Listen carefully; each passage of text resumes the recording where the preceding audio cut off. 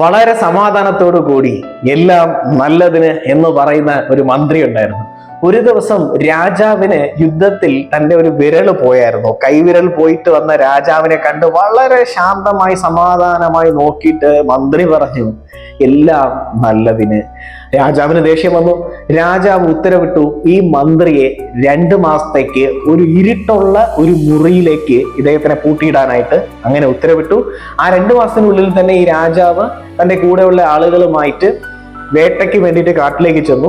അങ്ങനെ കാട്ടിലേക്ക് ചെന്ന രാജാവ് ഒറ്റയ്ക്ക് അകപ്പെട്ട് കുറച്ച് കാട്ടുവാസികളുടെ ഇടയിലേക്ക് പെട്ടുപോയി. അങ്ങനെ കാട്ടുവാസികൾക്ക് ഒരു രീതിയുണ്ട്, ഈ മനുഷ്യരെ ബലി കൊടുക്കുന്ന ഒരു രീതിയുണ്ട്. അങ്ങനെ ഈ രാജാവിനെ ദൈവത്തിന് ബലി കൊടുക്കാമെന്ന് തീരുമാനിച്ചു. അങ്ങനെ അദ്ദേഹം ഒരുപാട് തവണ പറഞ്ഞു, ഞാനൊരു നാട്ടിന്റെ രാജാവാണ്, ഞാനൊരു നാട്ടുരാജാവാണ്, ഞാനൊരു നാട്ടുരാജാവാണെന്ന്. പക്ഷേ ആരും അത് വിശ്വസിച്ചില്ല.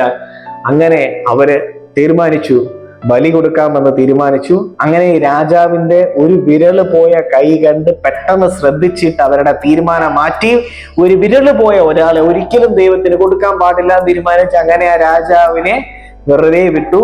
അങ്ങനെ വെറുതെ വിട്ട രാജാവ് വളരെ സന്തോഷത്തിൽ മന്ത്രിയെ കാണാൻ വേണ്ടിയിട്ട് ചെന്നു. അങ്ങനെ മന്ത്രിയെ തുറന്നു വിടാൻ പറഞ്ഞു. മന്ത്രിയെ കണ്ടിട്ട് രാജാവ് നന്ദി പറഞ്ഞിട്ട് പറഞ്ഞു, നിങ്ങൾ പറഞ്ഞതാണ് ശരി, എല്ലാം നല്ലതിന്.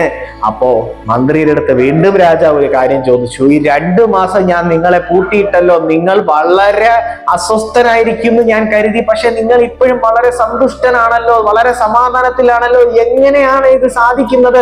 അപ്പൊ അദ്ദേഹം പറഞ്ഞു, ഞാൻ ഇപ്പോഴും വളരെ സന്തുഷ്ടനാണ്, ഞാൻ ഇപ്പോഴും സമാധാനത്തിലാണ്, കാരണം എല്ലാം നല്ലതിനാണ്. ഒരു പക്ഷെ നിങ്ങൾ എന്നെ 2 മാസം നിങ്ങൾ എന്നെ പൂട്ടിയിട്ടില്ലായിരുന്നെങ്കിൽ ഞാനും നിങ്ങളുടെ കൂടെ ചേർന്ന് കാട്ടിൽ അകപ്പെട്ടു പോകുമല്ലോ. കാട്ടിൽ അകപ്പെട്ടിരുന്നെങ്കിൽ അവർ ഈ ആരോഗ്യമായിട്ടുള്ള എന്നെ ബലി കൊടുത്തിരുന്നെങ്കിൽ ഞാൻ ഇന്ന് ജീവിച്ചിരിപ്പിട്ട് ഉണ്ടായിട്ടുണ്ടല്ലോ. അപ്പോ ഞാൻ ഇന്ന് ജീവിച്ചിരിപ്പുണ്ടെങ്കിൽ അതിന് കാരണം എന്നെ നിങ്ങൾ പൂട്ടിയിട്ടത് കൊണ്ടല്ലേ. അപ്പോ എല്ലാം നല്ലതിനാണല്ലോ.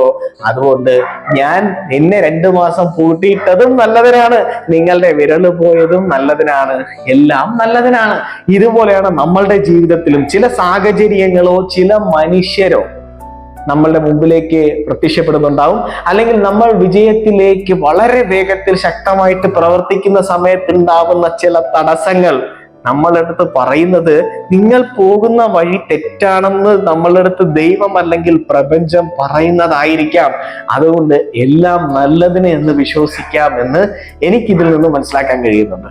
നിങ്ങൾക്ക് എന്താ മനസ്സിലാക്കാൻ കഴിയുന്നത് എന്ന് തീർച്ചയായിട്ടും കമന്റ് ചെയ്യാൻ വേണ്ടി മറക്കണ്ട.